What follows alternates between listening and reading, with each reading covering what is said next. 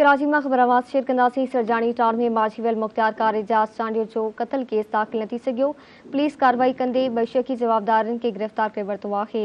Breaking news समाचार कराची में share कई पिया। सरजानी टाउन में माजीवेल मुख्तियार कार एजाज चांडियो जो कत्ल केस दाख़िल न थी सघियो। पुलिस कार्रवाई कंदे बेशकी जवाबदारन के गिरफ्तार करे वरितो आहे। ख़बरवाद शेयर कई पिया। सरजानी टाउन में माजीवेल मुख्तियार कार एजाज चांडियो जो कत्ल केस दाख़िल न थी सघियो आहे। पुलिस कार्रवाई कंदे बेशकी जवाबदारन के गिरफ्तार करे वरितो आहे। ब्रेकिंग न्यूज़ समाचार कराची में शेयर कई पिया। सरजानी टाउन में माजीवेल मुख्तियार कार एजाज चांडियो जो कत्ल केस दाख़िल न थी सघियो। पुलिस कार्रवाई कंदे बेशकी जवाबदारन के गिरफ्तार करे वरितो आहे। कराची में तफ़सील मालूम कंदासीं। साक सरकी खां जी साक आगाह कजो।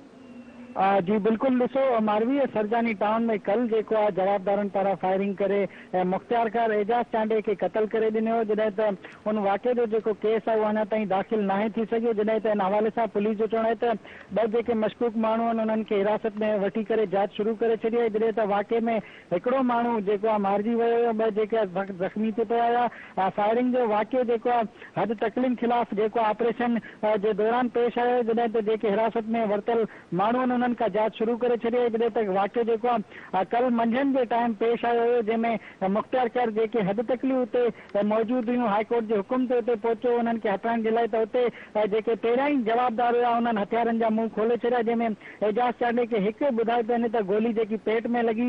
उनखां पोइ सख़्तु ज़ख़्मी हालत में उते किरी पियो। हिकु कलाक ताईं उहो उते ज़ख़्मी हालत में तड़पंदो रहियो। पर हिन हवाले सां जेकी पुलिस उन्हनि सां गॾु हुई उहा जेको आहे उनखे छॾे करे उतां फरार थी वई। हिन हवाले सां उन्हनि जे घर वारनि जो चवणु आहे, ख़ासि करे जेको एजाज चांडे जो मामलो आहे त उन हवाले सां इहो चवणु आहे त कंहिंखे बि माफ़ न कयो वेंदो ऐं पुलिस समेत जेके बि माण्हू हिन में मुलविस आहिनि उन्हनि जे ख़िलाफ़ केस बि दाख़िल करायो वेंदो ऐं कानूनी कार्रवाई बि कई वेंदी। वधीक उन्हनि जो इहो बि चवणु आहे त हिन में मुलविस जेके बि माण्हू आहिनि उन्हनि जे ख़िलाफ़ सख़्तु कार्रवाई कई वेंदी।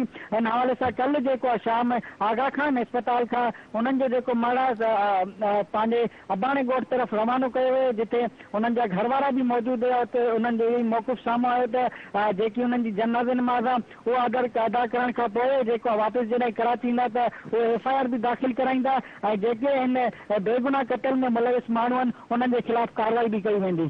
जी महिरबानी साक आगाह करण लाइ।